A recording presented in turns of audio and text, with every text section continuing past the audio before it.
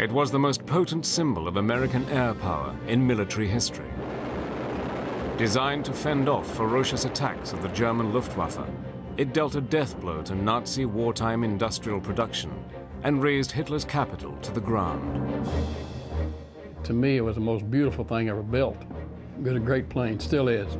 Each crewed by 10 men, thousands of them would fly the most perilous missions of the Second World War. Many would never return. If it hadn't been for a B-17, I more likely wouldn't be sitting here talking to you. Using color reenactments and rare archive film, Battle Stations takes to the skies in the legendary B-17 Flying Fortress.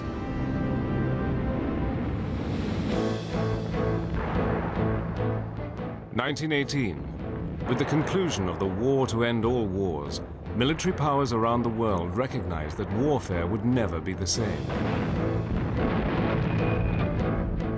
Military thinking moved away from the stalemate of trench warfare and focused on the use of the new wonder weapons, aircraft. It had become apparent that bombers would prove decisive in any future conflict.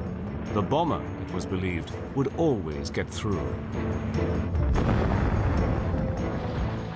In the 1930s, this bomber doctrine gathered real momentum. Attention now turned to modernizing America's obsolescent Air Corps. Modern bombers were needed to replace the fabric and wooden aircraft of the last war. On August the 8th, 1934, the US Army Air Corps issued a circular proposal that called for a bomber with a maximum speed of 250 miles per hour. It must operate at 10,000 feet and have a range of 2,000 miles. Designs would be company-funded and submitted for testing within the year. The victor would win a production run of 220 aircraft. Teetering on the brink of bankruptcy, the Boeing Aircraft Company leapt at the challenge. In a bold move, Boeing, under the visionary leadership of Edward C. Wells, committed most of its capital and manpower to the project they called Model 299. It was a fantastic gamble. In August 1934, Boeing began building a radical, all-metal, four-engined aircraft. It had beautiful lines. It was a low-wing airplane. It had all the turrets were attractive. It was just a nice-looking airplane. And Boeing has always been noted for making beautiful airplanes. Boeing's new plane would be fitted with an array of machine guns and an internal weapons bay. It was a bold design, one that far exceeded the requirements of the proposal.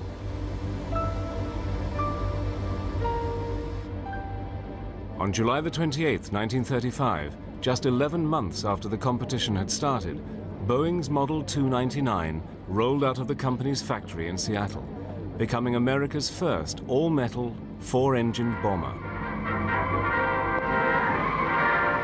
Closely guarded, the Army's newest bomber and America's largest land plane is prepared for its first flight at Seattle.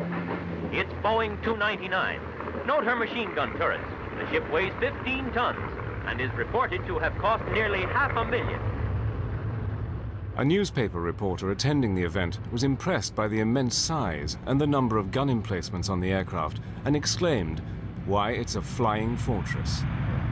Well, my father used to say, "Look at all that armor you got." And I said, "Dad, you could put your finger through the side of the airplane if you really pushed real hard." It was just an aluminum box flying in the sky, is all it was. It was some guns sticking out of it with a load of bombs, you know, like a paper bag. With all of the hardware and all the guns that it had on it, it truly was a flying fortress. Boeing's legendary aircraft was born. But the all-important contract was still to be won. Alongside Boeing's offering, two rival twin-engine designs were also evaluated by the Army Air Corps, Martin's B-12 and Douglas's DB-1. On the morning of the 30th of October, disaster struck. During evaluation, the Boeing prototype bomber stalled after takeoff and crashed at Wright Field. The Boeing Aircraft Company had invested in the Model 299 project without any commitment from the Army Air Corps, and now the program lay in tatters. In addition, they lost their 2 pilots, which effectively put them out of running for the contract. Boeing's Model 299 was disqualified from the competition, and the company lost the contract. Douglas's DB-1 triumphed, and 133 of the bombers were ordered. But despite the crash, Model 299 had impressed the Air Corps, and a small number were purchased for further evaluation. It was not the order Boeing had hoped for, but it was a start. Modifications to the aircraft followed, and in February 1937, the Air Corps ordered 10 more aircraft, now called YB-17s. These aircraft, fitted with superchargers, had a ceiling of 30,000 feet.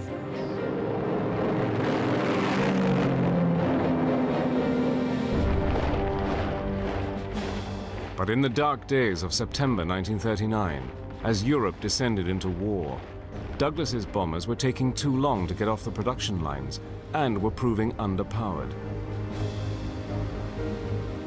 Boeing's B-17 was the only operational heavy bomber in the United States, but the Air Corps owned just 30.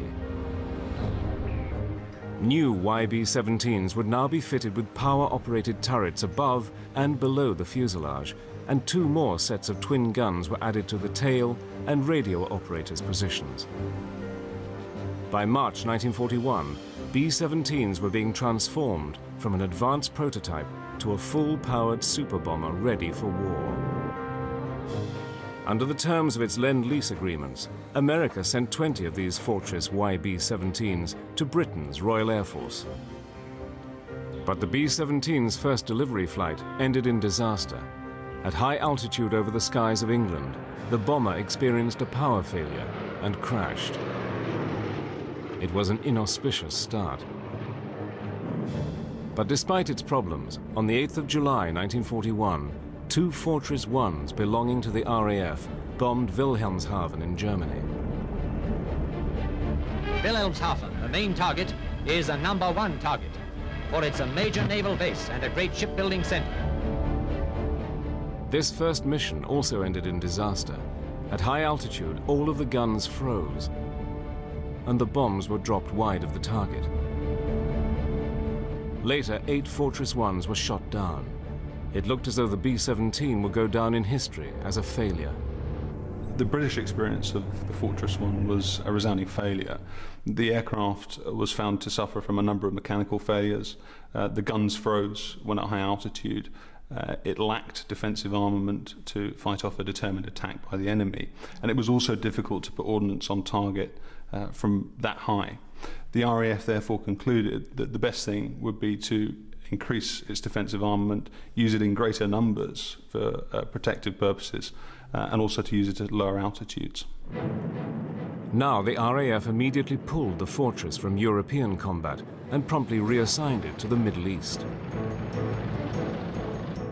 As war intensified in Europe and diplomatic relations between the USA and Japan deteriorated, America moved its YB-17s to bases in the Pacific.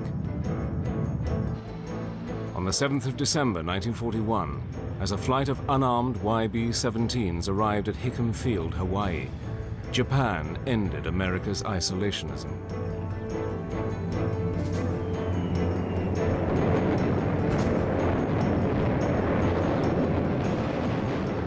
At Pearl Harbor, 12 B-17s were destroyed on the ground, and all of the unarmed aircraft flying in were damaged or lost. From the ashes of the destruction in Hawaii, America's troubled B-17s had to prove its doubters wrong. With America at war, the Flying Fortress is about to be thrown into the thick of the action.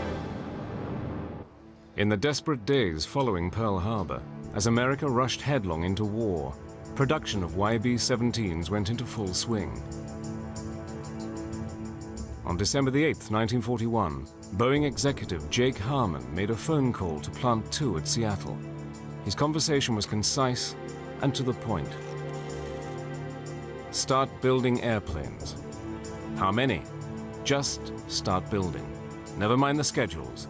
Tell us how much money and what things you need and when. As Harmon made his call, B-17s in the Pacific started flying reconnaissance missions to track the Japanese battle fleet. Off the coast of Luzon, a Japanese convoy was spotted. 5 YB-17s attacked, and the Flying Fortress became the first US aircraft to drop its bombs in World War II.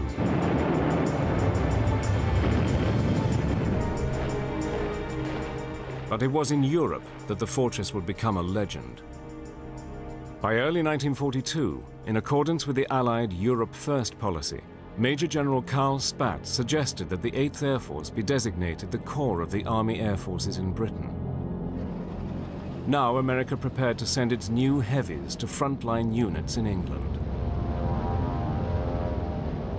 Recognizing the value of bombing to the war in Europe, Britain's Prime Minister Winston Churchill and President Franklin Roosevelt agreed on the use of air power in the theater.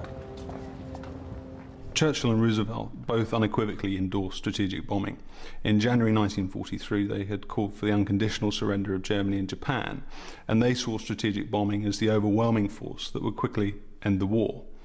By destroying the German industrial complex and demoralizing its civilian population, they reasoned that they could grind to a halt Hitler's war machine. Early in 1942, Allied command identified special targets to be given absolute priority. Submarine construction facilities, aircraft factories, ball-bearing production plants, and oil refineries were at the top of the list.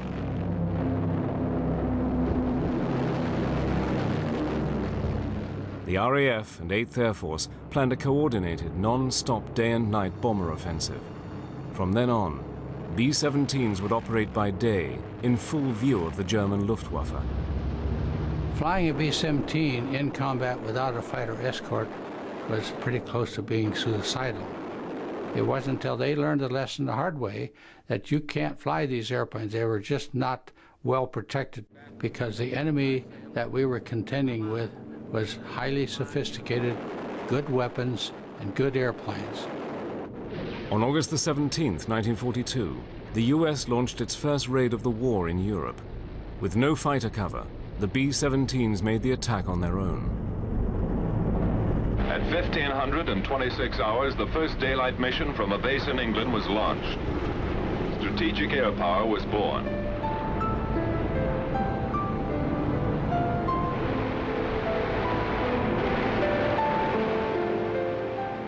As B-17s were to be operated without fighter escort, great emphasis was placed on flying in a defensive wedge formation. By stacking the aircraft in an orderly pattern, it was believed that their arcs of fire would be enough to repel fighter attacks. But this theory would be severely tested. We in the United States, the Army Air Corps at that time, had no tactics. They didn't know how to go at it. And our adversary over in Germany, they'd been fighting and flying since 1939. So they were old hands at what we were just learning. You have the high squadron, you had the low squadron, and the middle squadron. You flew in a formation basically like this. The tighter you flew, and the reason for tight formation is that the fighters could not go through your formation and break it up, which they would attempt to do. No matter what angle a fighter came at you from, he had a lot of 50 caliber machine guns shooting at him because of the way the formation was stacked. Almost every gunner on the right side of the aircraft, for instance, could shoot at the fighter. Though the unescorted bombers had some protection against fighters, there was nothing they could do to avoid Fliegerabwehrkanonen, flak. Fired from the ground, these lethal 88mm shells were set to explode at the same altitude as the aircraft. Once the German gunners zeroed in on the B-17s, the results could be devastating.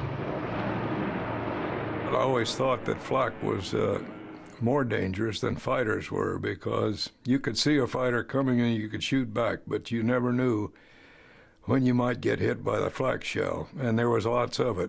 They used to say the flak smoke was so thick you could walk on it up there, and it was almost true.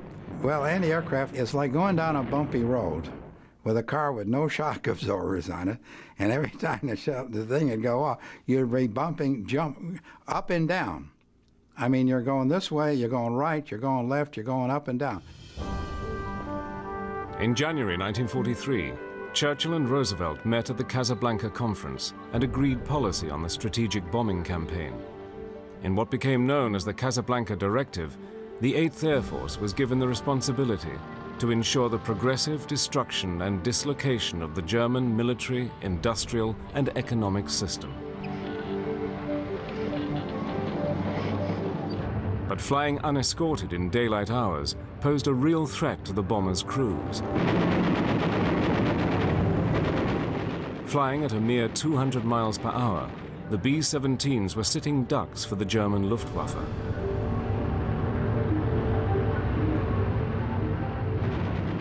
At 30,000 feet, the crews of the unpressurized B-17s operated in extreme conditions. Encumbered by bulky clothing, engaging an enemy fighter was no easy task. It's 55 below zero up there, and even though we had heaters in the cockpit, the poor gunners back in the rear, they had no heat. And even though they wore heated suits, some of them, and wore a lot of clothing, it was still very cold back there, and frostbite was a problem for them. The biggest thing, people don't realize, people sweat at 45 degrees below zero. You sit there sweating. Maybe it was fair sweat, I don't know. The crews had good reason to be fearful, as German pilots identified a weakness in the aircraft's defenses. A frontal attack, concentrating on the nose with its minimal armor, was the best way to down a heavy. Well, when we first got there, they'd make most of their attacks from the tail. And that didn't bother the pilots because we couldn't see them. Then, about halfway through, well, they switched to the head-on stuff. And it wasn't just one plane coming head-on, it was a whole flight, like 4 to 6 planes coming in. They had more guts than Dick Tracy, I'll tell you. It amazed me that one of these guys could take a ME-109 and fly right through the middle of your group. You knew that they were showing off. They were trying to scare the heck out of you, and they were doing it. The head-on attacks by the German airplanes would shoot out the people in the nose. It was a vulnerable position. They would get the pilots, or get the bombardier, or get the navigator. In April 1943, during an attack on a Fokker-Wulf plant at Bremen, 16 B-17s were destroyed, the heaviest loss rate to date. But for the 8th Air Force, things were about to go from bad to worse. On August the 17th, American forces planned to attack the ball bearing factories at Schweinfurt. The factories at Schweinfurt produce 52% of the total number of anti-friction bearings manufactured in Germany. This concentration of critical production capacity caused the Allied chiefs of staff to assign a top priority to the target. The Germans, of course, were determined to defend the place because it was important. And so they put every fighter up that they could get a hold of, I guess. And they did some real bad damage to the 8th Air Force that day. Of the 211 fortresses dispatched on the raid, 60 were lost, over a quarter of the attacking force. The attrition rate in crewmen on B-17s was extremely high. And in the early days, your chance of survival is 1 in 3. That's a sobering experience to know that you have to fly 25 missions, and your chance of survival was just almost nil. By 1943, the US 8th Air Force in Britain suffered the highest attrition rate of the war. Less than a third of B-17 crews were expected to survive. At this rate, the 8th Air Force would only last another few weeks. Something needed to be done, and quickly. The huge losses suffered by the 8th Air Force in August 1943 nearly ended the American daylight bombing offensive in Europe.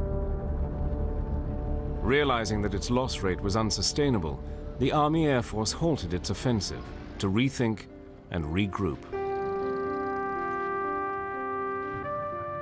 For the crews of the B-17s, it was an opportunity to familiarize themselves with the aircraft and form bonds that would last a lifetime. There's 10 men in the crew, 4 officers, a pilot and a co-pilot, a navigator and a bombardier. They were officers. All the rest were enlisted men. Each man had his own battle station on the aircraft. The navigator and the bombardier were in the nose of the aircraft. And you call through a hatch, and then you go up into the pilot's compartment. Here, the pilot, co-pilot, and flight engineer had their stations. Quite naturally, the pilot and co-pilot were real buddies, because they had to look at each other side by side, and they had to make sure that all of these buttons were punched and all of this electrical and all this hydraulics was functioning and everything. So they were very, very close. They needed to be.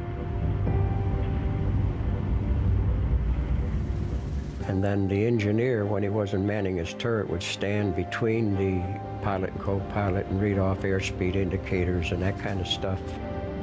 Behind the cockpit, in his own room, was the radio operator. He had a little space in there. It's kind of like a room, and he had all his radios and everything set up there. Further back, behind the radio operator, the ball turret gunner had a slightly smaller room, all of his own. Well, if you ever open a can of sardines, you know how it looks. It's all full. The ball turret was that way. I wouldn't get in that ball turret if they gave me the airplane. I don't know how else to put it. The guys that got in there, I think, deserved a medal just for doing it. Behind the ball, in the largest compartment of the fortress, the 2 waist gunners kept up a constant vigil for enemy fighters. And then you had your tail gunner. That added up to your 10 people. I depend on you, you're the pilot, you depend on me because I'm a gunner, and et cetera, et cetera, et cetera. Each position has a responsibility to the other guys. It was a very close-knit little family. I mean, everybody had to do their job. Everybody depended upon the other guy to do his job. If somebody failed to do his job, something could go wrong. In picturesque rural England, surrounded by friendly civilians, the young American airmen of the 8th Air Force adjusted to life on the front line. Many would not survive the war, but in the tranquil surroundings of the English countryside, there were plenty of opportunities to make the most of their tour. Well, to say the least, coming from a big city like Chicago, there was like a culture shock. Of course, we had to buy a bicycle. It's the only way we could get around over there. And without their help, we couldn't even have found a place to buy a bicycle. And there was no shortage of American money. The shortage was in finding something to buy to spend our money. You usually got yourself a bicycle as soon as you got over there. And we would ride that 7 miles into Oundle in the evening and hit the pub and have a few pints of mild and bitter or nut brown or whatever, and fraternize with the Brits. One of the expressions they used was the only problem with the Yanks was they were oversexed and overpaid and over there. And we heard this once in a while. We were doing the same thing their guys were doing. And the kids got close to us because they'd be coming looking for gum chew, looking for candy, because you had no sugar. You had nothing like that. And we're not a heck of a lot older than some of those kids. Maybe they were 6 or 7 years old, and we were 19 or 20 years old. We're kind of like their big brothers. A tour of duty in England was 25 missions, but with an average life expectancy of just 14 missions for a B-17 crew in the European theater, many would not survive. We had to fly 25 missions, and they told us, okay, all you have to do is fly 25 missions, you go back to the States. Right now, we're currently running a 4% attrition rate. 4 times 25 is no go, you know? But that's how bad it was. Studies carried out in 1943 show all too clearly that about half of the B-17s lost in combat had left the safety of the formation. The conclusion was that a B-17 on its own stood little chance of survival. In 1944, efforts were made to revise the standard bomber combat formation, and a new 36-plane formation was devised. 3 clusters, each consisting of 12 B-17s, replaced the existing 18-strong grouping. Flying in a V-shaped echelon, the aircraft were packed tightly together in the sky. Never before could the massed ranks of the B-17s concentrate firepower with such accuracy and volume. But flying so close together provided new dangers. When you're flying very tight formation and a plane within the formation, let's say got a direct hit and the thing blew up, he'd take quite a few other airplanes with it, and that did happen. What you were supposed to do was to back off a little bit and not fly so close, unless you were under fighter attack. Now, if you were under fighter attack, well, then you were supposed to really get up there close and get a concentrated firepower. In the busy skies over Europe, accidents could and did happen. I looked off to the left, and here were 2 B-17s that had collided. And we saw one cut the other one in half, and the tail go one way, the plane go another way, and the other plane go to the right. And we looked out, saw these fellows falling out of the waist with no parachutes. The sad thing that happened was that the tail gunner bailed out, and he did not have his chute hooked to the harness when he bailed out. It was a chest chute. He just had it in his hand, and the slipstream tore it away from him. So he had 27,000 feet to fall with no support. My thought was he had plenty of time to say his prayers before he hit.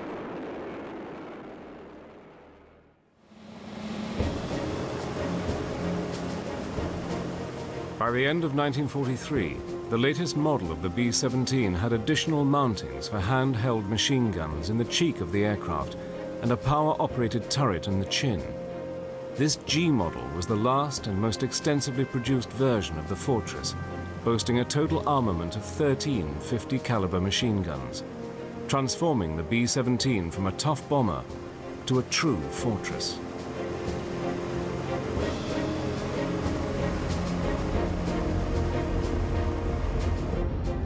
After the disastrous Schweinfurt raids in August and September 1943, deep penetration raids into Germany were halted. The arrival of the P-51 Mustang, a single-seat long-range fighter, meant that the fortresses would at last have the additional protection they so badly needed.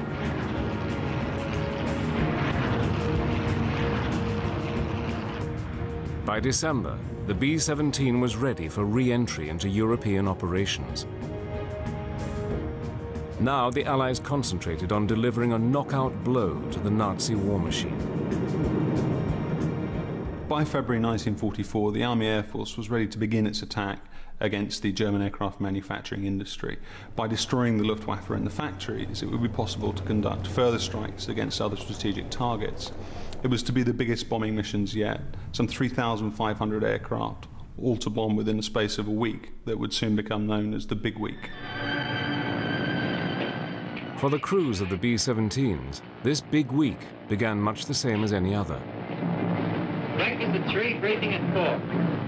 You start in the middle of the night, actually, to go to the briefing, and they'd put a yarn deal across a map up there from our field to where the target was.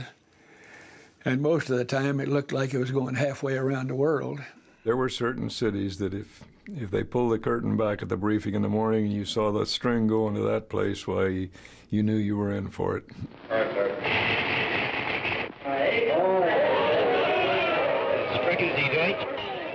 When they pulled that curtain back up there to show you where you were going, you should have heard the moaning and groaning from all the crews that were out there listening. The cost of the big week was heavy. 244 bombers and 33 fighter planes were lost. 2,600 men were killed or wounded in just 7 days. It was living hell. It was bad going in there and coming back. That's the most flak I ever saw in one place. That was the heaviest defense I had ever seen in my life. These raids played a crucial role in helping to reduce the overall strength of the Luftwaffe, paving the way for D-Day. During the offensive, the back of the Luftwaffe was broken.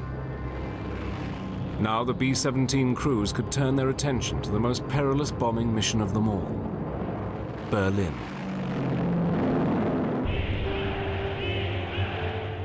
Hermann Goering, commander-in-chief of the Luftwaffe, had claimed that enemy bombs would never fall on Berlin, and he had good reason to believe it.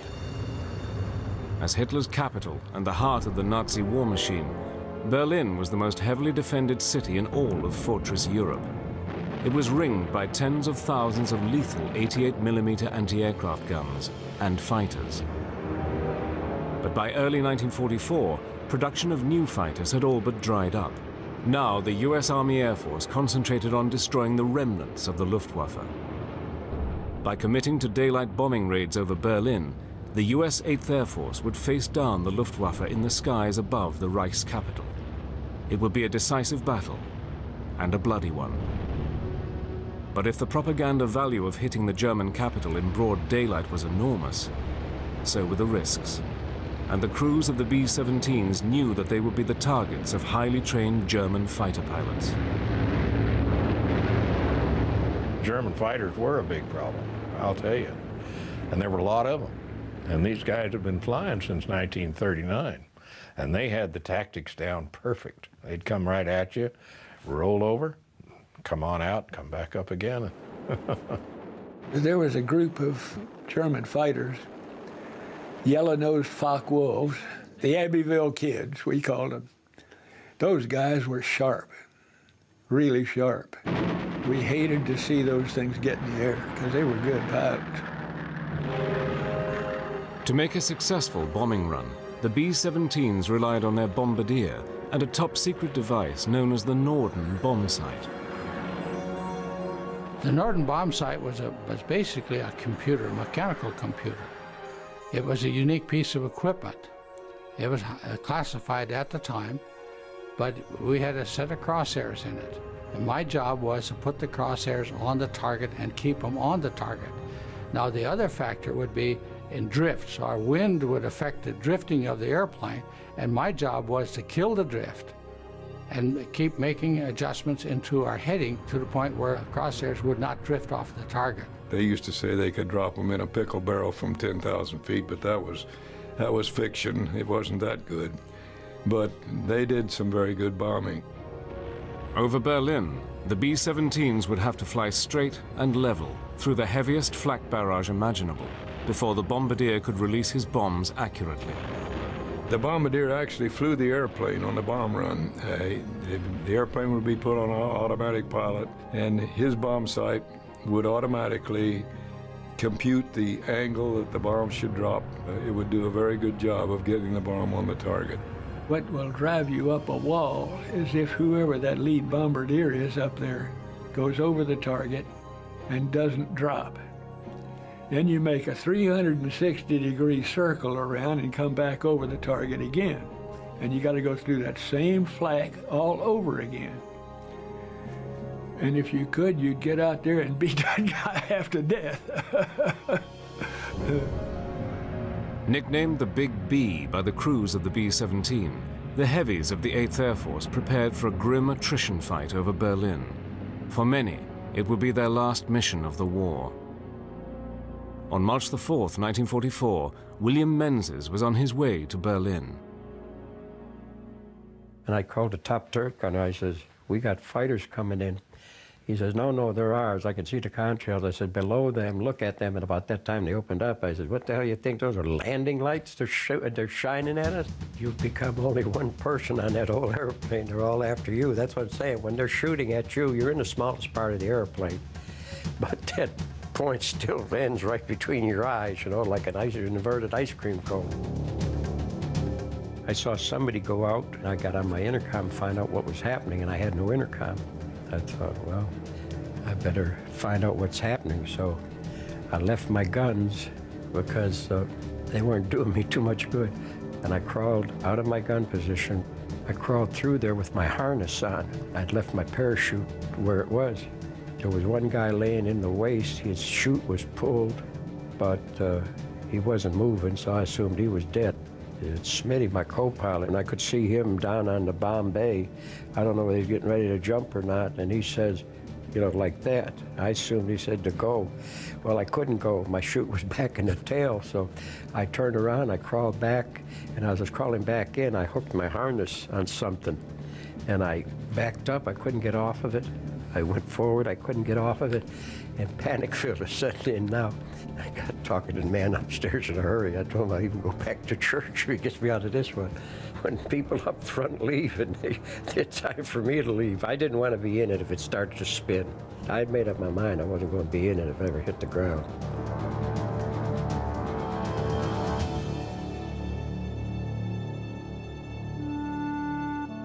William Menzies parachuted safely away from the aircraft, but was captured. For him, the war was over. On March the 4th, 1944, the B-17s pounded a suburb of Berlin, and 2 days later revisited the city. But this second raid was costly. 69 bombers were shot down over the city, the largest loss of heavies the 8th Air Force had suffered on a single raid. But the men of the 8th had fought hard. 160 German fighters were destroyed, and Berlin was in flames. In the sustained and ruthless bombardment, Boeing's flying fortresses reduced almost 60% of the city to rubble, but the crews of the B-17s had little time for remorse. Our war was up there with the fighters where, you know what I'm saying? I'm not trying to make little of this. I'm just saying that's the way we looked at it. This was our war, 5 miles in the sky. Down in there, I didn't consider that people were dying. Out of the smoky haze of the Battle for Berlin emerged an icon of the American air war in Europe, the B-17 Flying Fortress. With Berlin in ruins and the Luftwaffe down to a mere token force, the B-17s and their crews were given a new target, one that would end the war in Europe once and for all.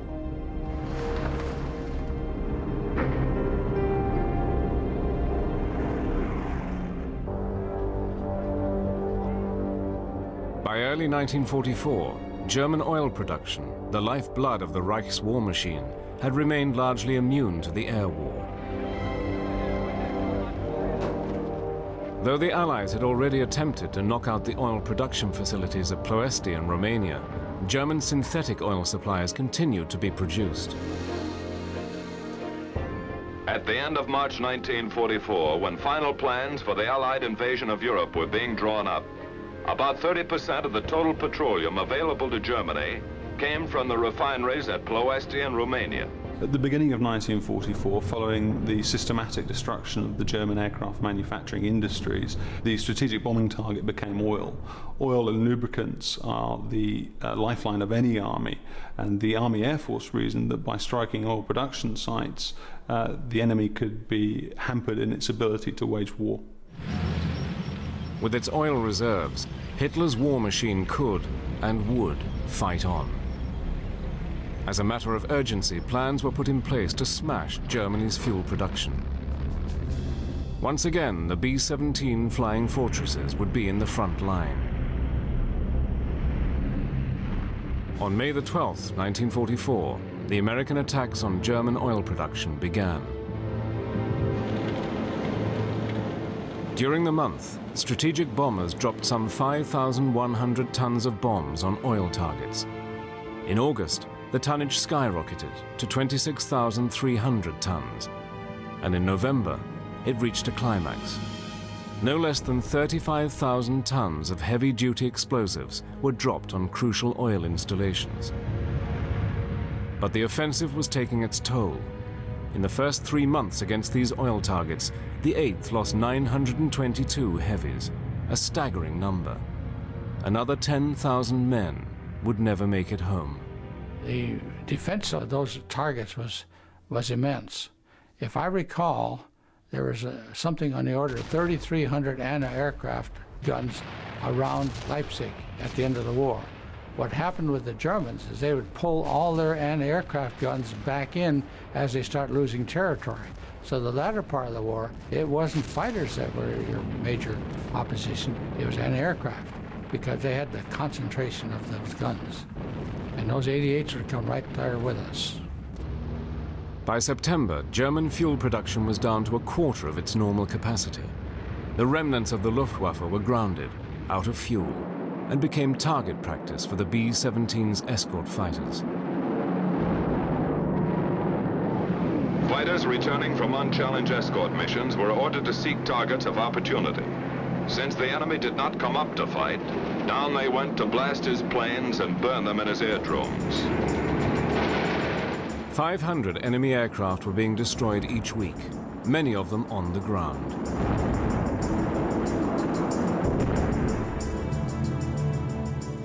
By late November 1944, almost the entire might of the 8th Air Force was directed at destroying German oil facilities. Leading from the front, the B-17 spearheaded what the Reichsarmamentsminister Albert Speer called the end of German armament production. Without fuel, entire units of the German army were forced to abandon their vehicles. For them, the game was up. Berlin was still to be taken, but with the Allies closing in for the kill, the strategic bombing campaign was over. The B-17 had done its job. By May the 7th, 1945, as Germany surrendered, it had lost 95% of its fuel industry. Its war machine had ground to a halt.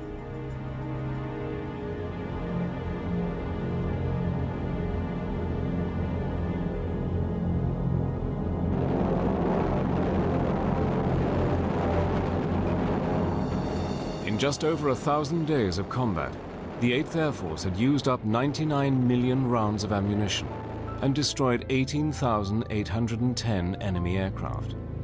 Of the 1.5 million tons of bombs dropped by all Allied aircraft in Europe, the B-17 Flying Fortress accounted for almost a third.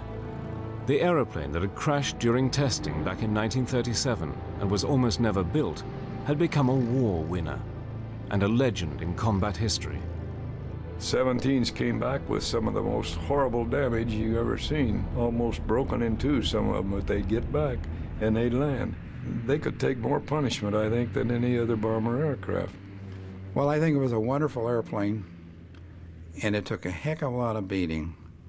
And if it hadn't been for a B-17, I more likely wouldn't be sitting here talking to you, because it couldn't have been any other aircraft, and I more likely been dead. 12,000 B-17s were built. 250,000 men had flown them in Europe, and more than 46,500 American airmen had been killed or wounded. The B-17 Flying Fortress had lived up to its billing. Despite the losses, it had proved itself to be a durable and dependable aircraft, one that had extracted a high price in combat, helping to end German resistance in the Second World War. I don't think we could have won it without the B-17 or something by another name that did the same thing that a B-17 did. And there was no other plane at the time that could do that. Everyone that I've known that flew in a B-17 was just proud as punch about the unit in its entirety. It's a good engine, it's a good unit. It's a good plane. The epitaph, if there is one, it should be that this is the best airplane, bomber, that ever flew in World War II. My testimony.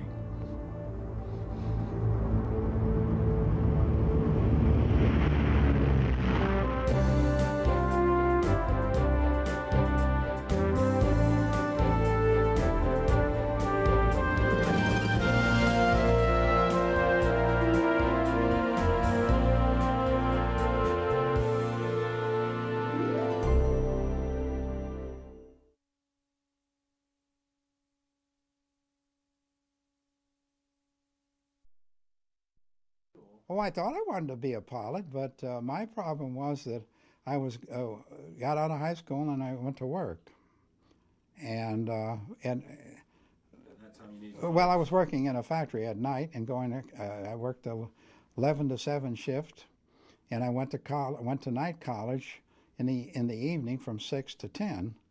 And I wanted to be a chemical engineer. This was my thoughts. So I took a lot of mathematics. And in high school, I went through the whole spectrum: college algebra, trigonometry, advanced algebra, all that kind of stuff. So when I took the test, I wanted to be a pilot. I think everybody went in wanting to be a pilot. And when I classified as navigator, I didn't have the slightest idea what a navigator was supposed to do on an airplane. And then there was the bombardiers too. But I think most of us were happy that we were going to be a officer, number one, and fly as a navigator. And when we were trained, I couldn't believe when they told us what we're going to have to do, how we can learn that in a period of, I think, from January until September, which was a very short period of time, all the stuff. But the service did a wonderful job of training, and of course we were all very receptive to that.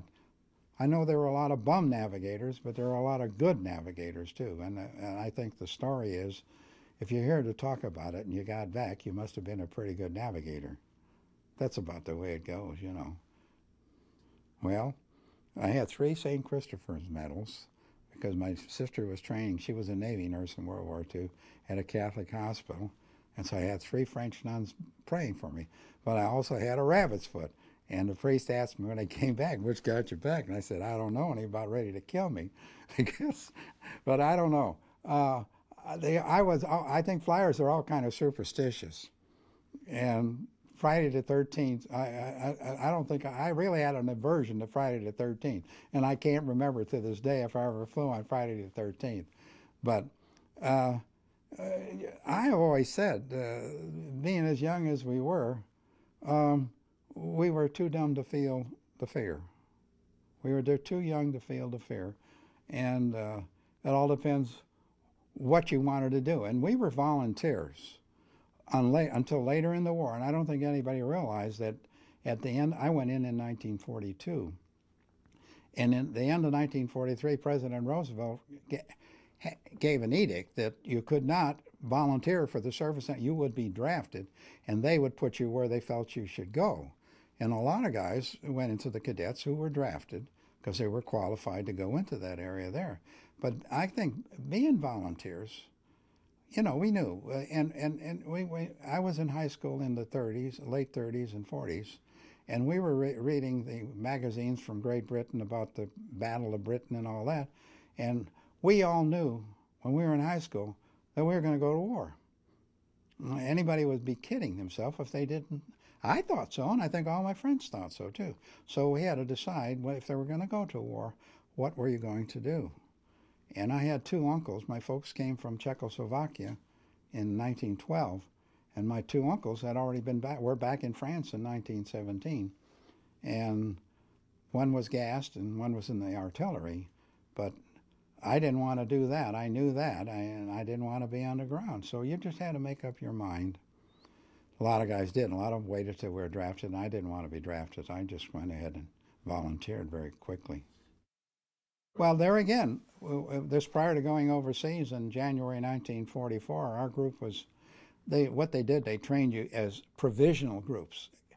And you went over singularly, flying your airplanes over, some went over by ship. And then you were parceled out to various groups.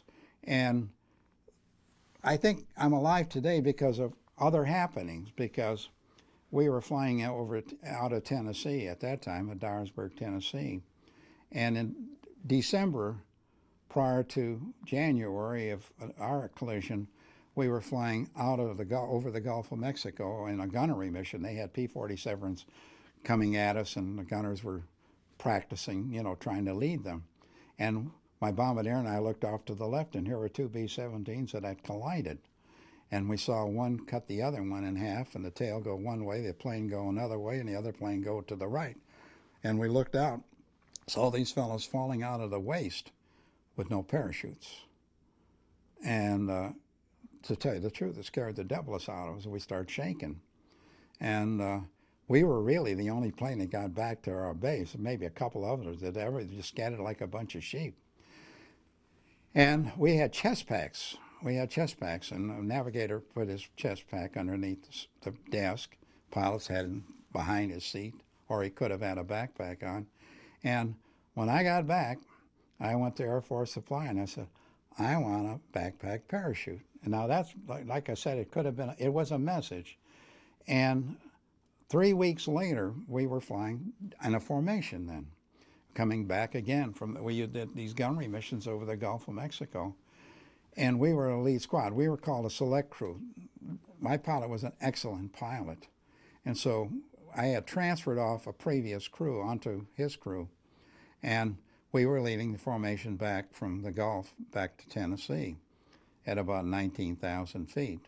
And the crew I had previously on was flying to our left, on our left side. And for some reason, and I will never know why, I think they were practicing change in position. The plane came underneath us, and I think, well, I'm just saying, I'm not a pilot, but it must have caught our prop wash and started coming up. And I looked down, and I saw a great big airplane, heard a lot of noise, and next thing I knew, I was out in the air. But I had a backpack parachute. And the thing, as I say about my pilot, what saved our life, when the planes hit, instead of pushing the throttles forward, my pilot pushed the throttles back. So we went backwards, and he went forward, and we cut his tail off, and he went down.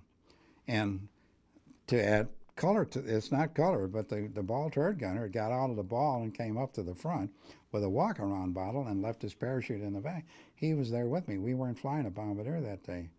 And he got tossed out too, but he got tossed on the wing of the aircraft. And the pilot rang the bailout bell, looked to his left, and here's a guy standing amongst the wreckage, and that's a fact. And we had an old F model and had the springs on the machine gun. Somehow it caught in his pants. The guy standing up there on the wing, and he looks out there, and the plane was going to the left into a spin, and he righted the aircraft and motioned to him to start coming. The slipstream brought him back, and by some way they brought him through the left-hand pilot's window with his fur flying suit on. I don't know how they got him out. Well, the plane, this way, I really love that plane had no nose. My engineer said, you know, the propellers missed you by about 8 inches, but when the plane went up like this, I went sailing back to the firewall and hit the fuse box and cut my back. And then when the plane went into a spin, I went sailing out of the doggone airplane. But I had a parachute. And when I went out, all I had on was, when a parachute opened, I had my throat mic, I lost my hat, I lost my fur boots, I did have my gloves on, and we were at about 18 or 19,000 feet. And when the parachute opened, it took all the wind out. I thought I was going to die. But I kept, and it was on a clear day, a very, very clear day. There's absolutely no reason why. But my pilot brought that plane back without the nose, the hydraulic system's gone, couldn't hardly see the instruments, pulled the guy through the window. The flight engineer, who was a substitute that day, looked at the instruments. They were all redlined. He had a complete nervous breakdown. So he had 2 people on the plane. So he radioed the crew, and he said, I got to bring this back. I had 2 guys without chutes in the plane.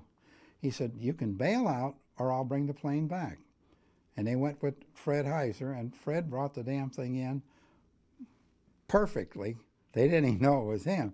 And of course the other plane, when we cut the tail off, it started going down. And I actually, when my chute opened, all I could see is smoke on the ground. I didn't really see the plane going down. But 2 people survived. The B-17, well, I saw this in combat, when it got shot up, it'd go down like a falling leaf, just like that. And every once in a while it'd go up like that. Well, centrifugal force is so great in those airplanes, you couldn't lift your hand. You had one shot, when it goes like that, you could see parachutes coming out of the doggone airplane. Then it'd go down again, depending, until it hit the ground, you know, or it broke up or blew up. But that made me convinced that a B-17 could take a heck of a lot of punishment, because when you saw the thing on the ground, you couldn't believe it. There was no nose on the airplane, but he brought the plane back. it had to be a damn tough airplane on that. But like I say, the only thing happened to me, I spent about 2.5 months in the hospital because the doctor said, "Don't they teach you kids how to bail out of an airplane?" And I said, "Well," he said, "What'd you do?" And I said, "Well, I don't know what I did, but I pulled my ripcord too soon, and I guess I was going about, like a bomb, maybe 180, 200 miles an hour. So when the thing opened, it tore my shoulder all up. And other than that, and they wired me back together, and I went overseas with about 3 months later with another crew." But without your pack parachutes on? Well, without the pack, well, well, I say the sign was when we saw the other planes collide and saw those people falling out without parachutes, convinced me. And of course, my crew kidded me then for about 2 or 3 weeks. "You know, what are you wearing that doggone parachute like that?" I said, "Well, say what you want to do, but I'm going to wear that parachute like that." And it saved my life because I wouldn't have had a shot. In combat, we wore chest packs.